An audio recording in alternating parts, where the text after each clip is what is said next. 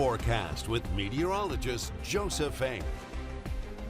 Good morning, everybody, and welcome back. We're taking a look at your forecast as we finish out the work week with another round of patchy fog across the area. Spots like downtown DeRidder are looking a good bit clearer for the moment, just low-lying cloud cover, but other areas like South Lake Charles and even parts of Jennings are seeing some pretty dense fog returning. Current temperatures are about where we left them yesterday, largely looking at the upper 60s out there, and maybe a touch cooler if you're down by the coast in Cameron, but it is still quite humid out the door. The muggy meter displaying that, and it does look like it is going to follow us into this afternoon, similar to the past several days. But let's look at that visibility map. Now, like yesterday, most of it for the time being is along and south of I-10, especially with those very dense pockets, less than half a mile visibility on several sensors. But while areas further north are only experiencing low-lying cloud cover for now, that could still drop down to the surface as the morning goes on. So you'll probably want to give yourself plenty of extra time heading out the door.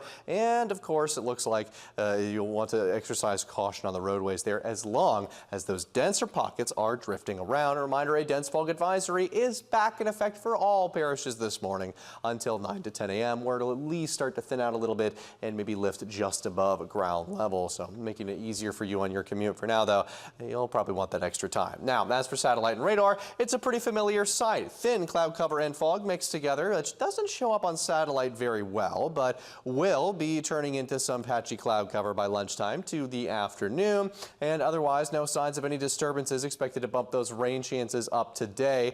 The breeze still southerly, but a little quieter this morning. Most gusts are going to be below 10 miles per hour, so it doesn't look like it's going to be driving that fog to hang out any quicker, and it looks like it may stick around a little while longer this morning in some of those denser pockets. So something else to look out for there. This afternoon, though, you should see some of those gusts pick up to around 10 to 15 miles per hour, but no significant shifts here. So you're still going to be getting plenty of moisture right out of the Gulf. No shift to drier air just yet. And Futurecast looks like what we've seen for most of this week. Patchy cloud cover through lunchtime, the slightest chance at a stray shower or patchy drizzle throughout the day, but mostly we're going to see patchy sun, driving temperatures to the upper 70s to near 80 degrees for this afternoon, while the coastline runs a little bit cooler thanks to having a breeze right off of the water. Now, it still looks warm for this afternoon, but this time those temperatures won't be quite as close to the record high. For February 7th, that's actually 87 degrees set back in 1904, but that doesn't change that we're looking at quite the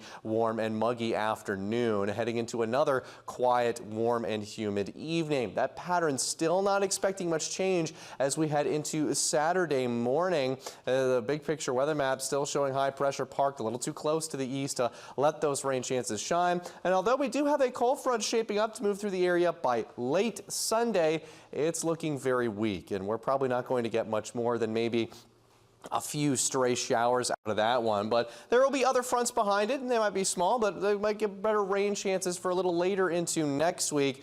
However, that does push back the timeline slightly to see those temperatures cool down. For the most part, it's definitely warm through this weekend, and you'll probably still see it in the 70s for highs through at least Monday and Tuesday, but it does look like you'll see it cool down eventually back into the 60s as we head into the latter part of next week. Those rain chances will definitely help with that, and maybe a little bit more of an unsettled pattern. But either way, getting that rain cycle going will be good. Just probably really going to make your lawn come back all the faster. It already is growing again. I think it's weeds. Just getting the moisture out of the air is enough for it to go. Yeah, that snow just kind of turned it on a new leaf, so to speak. So. Ooh,